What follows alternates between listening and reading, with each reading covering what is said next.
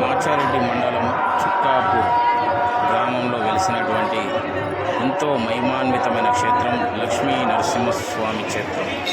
అట్టి క్షేత్రంలో లక్ష్మీ నరసింహస్వామి యొక్క కళ్యాణ మహోత్సవం నిర్వహించబడుతుంది. ఈ కార్యక్రమం ఈరోజు ఎంతో కళ్ళ విందుగా జరుగుతుంది. ఈ కార్యక్రమం సంతాన నాగదేవత నరసింహస్వామి కళ్యాణ మహోత్సవానికి ఎదురుగా దివిటీలతో ఉన్నటువంటి బాలురు, అదేవిధంగా భక్తజనులు